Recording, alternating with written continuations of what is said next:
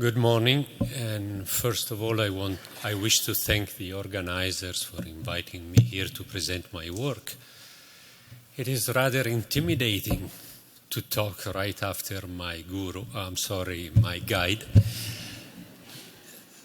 I'll try to do my best.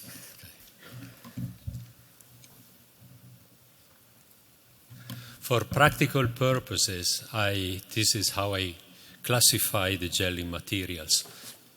Direct gelling materials that simply require to be stirred in water or in some more polar solvents and increase the viscosity.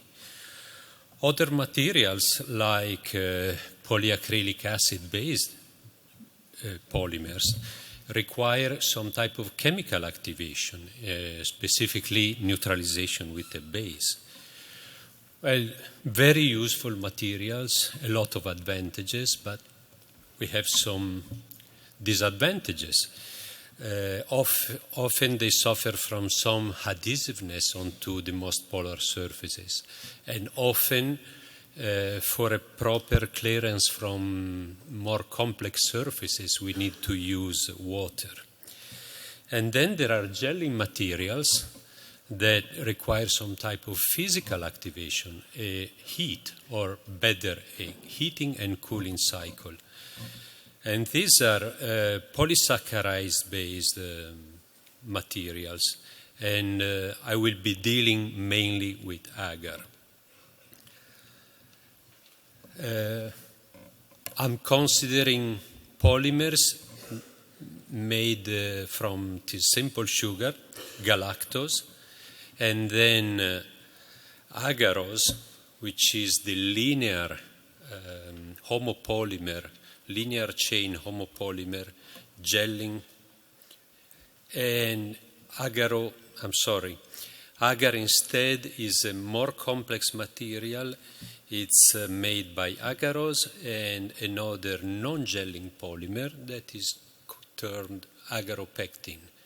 Now, I think the most important feature of agaropectin is it is ionic because of the presence of sulfate groups, whereas agarose by itself is non-ionic. Agar is a product of natural origin and comes from this type of algae.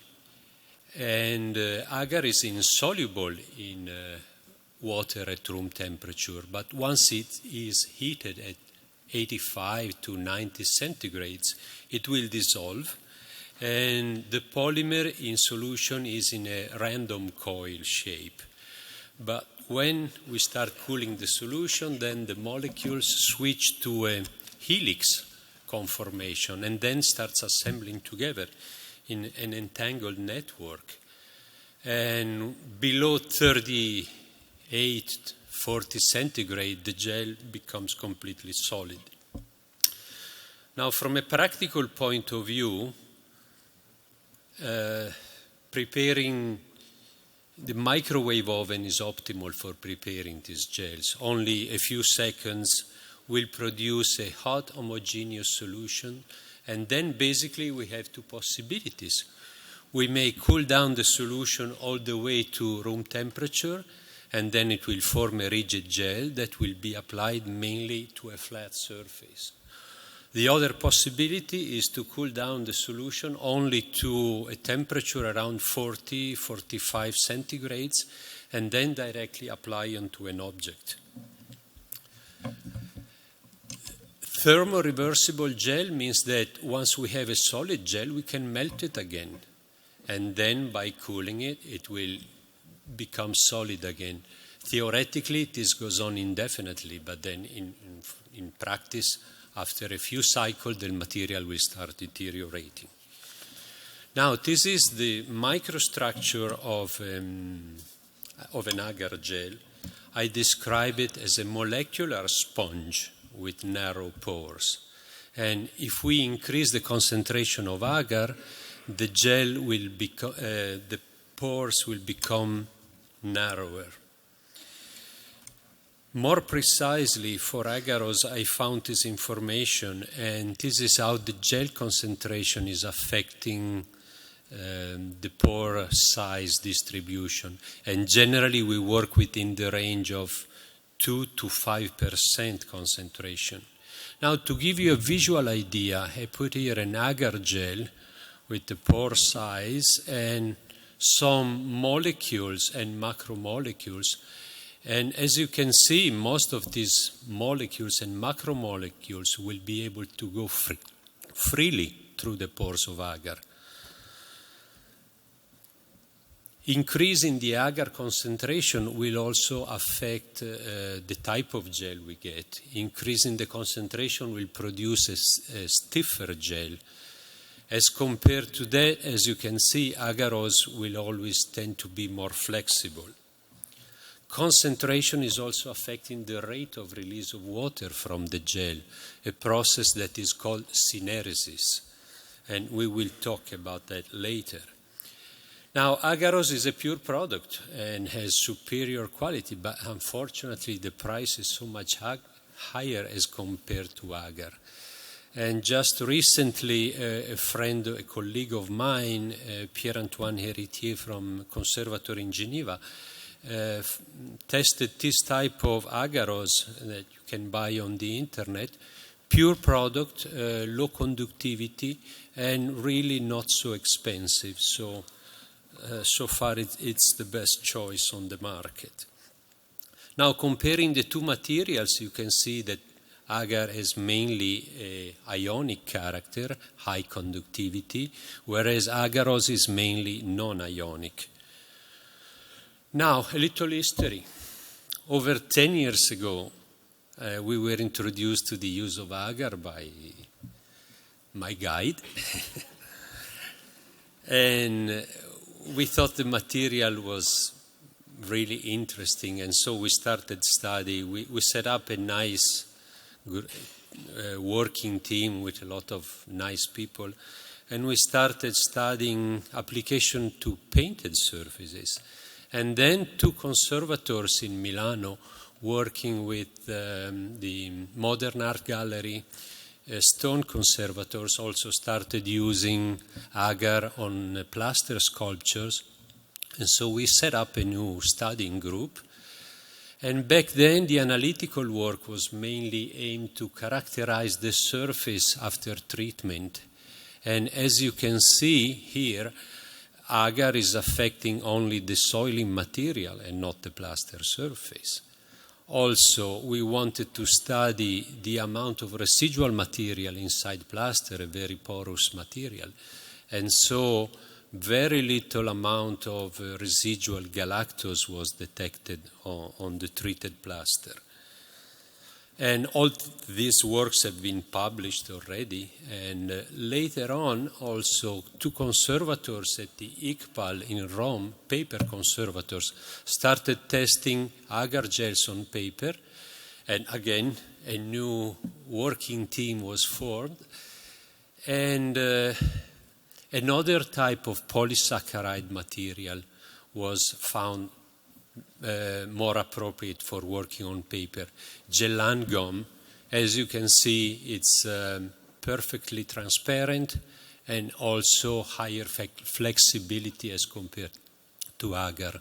And also a lot of these results have been published also on the ICOM-CC prints. Okay, now, what happens when we apply an agar gel to the surface? If we use a preformed gel, well, the surface should be as flat as possible. A lower concentration, a thinner gel can probably adapt better to an irregular surface, but still flatness is a strict requirement. And once the proper amount of cleaning solution is released, then with simply a dry cotton swab, we can remove soiling material or any swollen hydrophilic film former. Generally, no rinsing is required. And so this type of application is highly compatible even with very water-sensitive surfaces. And for example, here you see on the back of the painting, no water has gone through during the treatment.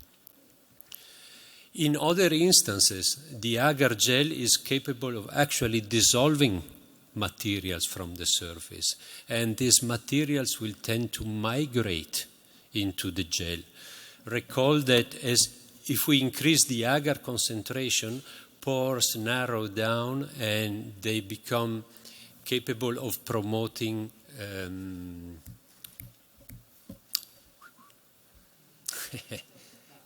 capillarity. Thank you. Sorry. And another interesting application, we can cast the agar gel into a syringe and then use this for like a cleaning stick onto the surface with very, very little release of water onto the surface. Also, an agar gel can be freshly grated and into tiny particles, and then these particles can be applied onto the surface and moved around gently with a soft brush or even with a gloved hand, and this will provide a very effective and gentle cleaning of the surface. I like this very much, for example, for unvarnished paintings. And instead, if we apply agar in a semi-solid form, then the surface has to be compatible with a little temperature. We say something like 40 to 45 centigrades, and some artworks would not be compatible with this temperature. For example, aqueous dispersion paints like acrylic and vinyl painting would not be compatible with that. We also need enough cohesion of the surface. And then we generally use a type of agar that has a low gelling temperature, like type E from Sigma Aldrich, which has a gelling temperature of around 29-30 centigrades. So that means we can apply the gel in a semi-solid state when the temperature is only 40 to 45 centigrades. Now, for a more precise, when I need to do a precise application of agar, I use this tool. I modify the syringe that is used in veterinarian medicine, and around the barrel of the syringe I apply this spiral heating pad connected to a digital controller, and so I can apply agar in a very controlled fashion. If the temperature is set correctly, the agar will become solid as soon as it touches the surface, so there is really no release of water. So whenever the surface is compatible with some temperature and has enough cohesion, applying agar as a semi-solid material will always be preferred because it will produce the most even and effective results. And for example, I've done this work together with the Escuela Superior in Huesca, Spain, and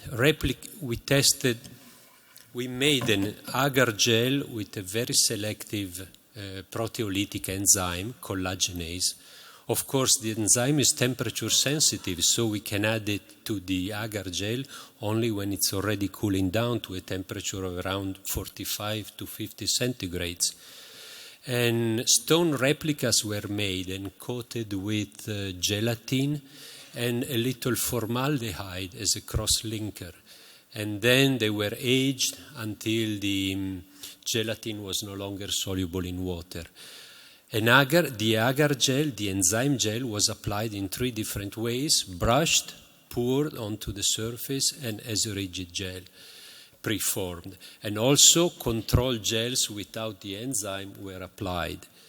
And as you can see, all agar gels were effective, but the most effective results were obtained from agar in a semi-solid form. And also control gels basically had no action at all. Now, the wise men say it is that agar is not simply material. It's something more. It's a way of delivering water in a very controlled and restricted way. And I want to show you this example on the back of the painting to clean the canvas. The conductivity of the canvas was measured with the 3% agarose gel, and then the cleaning solution was made slightly hypertonic as compared to the surface, and then turned into an agar gel. We use type E agar, the low gelling point, and now you see part of the surface is treated with, saturated with cyclometicon D5 to make it hydrophobic. And then the agar gel is poured onto this area, also on another area, not treated with D5, and also applied as a preformed gel. After a few minutes, part of the gel is removed and the canvas can be cleaned. And also a soft brush is very useful in removing the soily material. In the end, as you can see, the agar in a semi-solid state provided an effective cleaning. Unfortunately, inevitably, a tide line is formed. But this can be completely prevented by using cyclometicon D5 before applying the gel. Now, something about the mode of action, which is all but simple. I think it's a combination of different processes. Some of them are more than obvious, and others are not so directly evident. First of all, syneresis. As we have said, the release of water from the gel. As we have said, that depends upon the gel concentration, the porosity of the surface, and other factors. And directly connected to that, diffusion of water, or for more concentrated gels, capillarity. Ion diffusion. If there is an ion imbalance, concentration imbalance, then we may have this type of transport. When we apply agar, water will diffuse. And then if we have a concentration imbalance, some ions may migrate. And again, this process may be affected by a variety of parameters like porosity, type of ions, charge, and so on. But I'm more interested in this, osmosis, because I think this is a crucial point. Now, osmosis is something different, because if we have an a concentration imbalance, then water molecules will tend to migrate, and they will migrate against the concentration gradient. But you see, osmosis requires the presence of a membrane that is called semi-permeable or selective permeable membrane. It will allow water to go through, but not the solute molecules. So if we apply an agar gel onto a painted surface, organic film-forming materials may act as a semi-permeable membranes, the paint layer or the varnish layer. But if we apply it onto an agar gel, which is a mineral inorganic material, porous, and not a film-forming material. So you see, I was struggling with this thinking, and then bright idea came out, a turning point in science. And enough joking. I was thinking of a simple way to verify an osmotic process. And so everyday life came to help. When I'm baking zucchini or potatoes, I first put salt on it, and that will drive water out, and so the vegetables are crispier. Now that's an osmotic process, and that means that the pulp and the skin are able to act as semi-permeable membranes. So let's do the zucchini test all over. I painted some paper with different film-forming materials, make contact with water, and apply salt on the surface. If water is able to seep through, then that material is acting as a semi-permeable membrane. When I did this on agar, again, I got the same result. So, when I apply an agar gel onto organic film-forming materials, they can act as semi-permeable membrane. When I apply an agar gel onto a mineral inorganic material, agar itself may act as a semi-permeable membrane. So osmosis is probably important in both instances. Now, if you make a saturated solution of calcium sulfate in water, conductivity is fairly high. But if we measure the conductivity of plaster, it's definitely lower. So if I apply a 3% agar gel onto plaster, for example, the gel is hypertonic as compared to the plaster. And so an osmotic movement of water will be acting as a force detaching the soiling material from the surface. And you see, this is exactly the feeling that conservators have when they apply agar on plaster for cleaning it. And finally, chelation. This is another very interesting aspect. Many conservators notice that an agar gel is capable of thinning down rust spots from paper, from plaster, from marble. Still, the gel is made with pure water and not with a chelating agent. So, this is the simple test for iron. And when you treat an iron solution with potassium ferrocyanide, you have a blue precipitate of Prussian blue, basically. So I prepared a rigid agar gel containing a solution of iron 3 ions. I added potassium ferrocyanide, and to my greatest disappointment, the gel turned blue. So it means iron ions are still free and are not chelated inside the gel. Hanging on in quiet desperation, I was thinking that maybe it is a matter of concentration. Maybe the gel I used at too high concentration of iron ions. If you consider agar, the molecular weight of agar is very high. It's a big polymer, so it's a very low molar concentration. And I used the 50 millimolar concentration of iron ions. So it's impossible to do a stoichiometric calculation because, as you can see there, if we have a discrete molecule like citric acid, DTPA or EDTA, we have one chelation site in each molecule.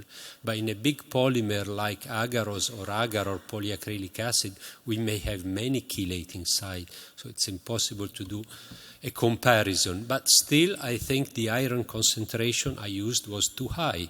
So I prepare a more diluted solution, still tested positive for iron, and I turn it into a rigid gel. And this time, the addition of potassium ferrocyanide did not produce any blue color.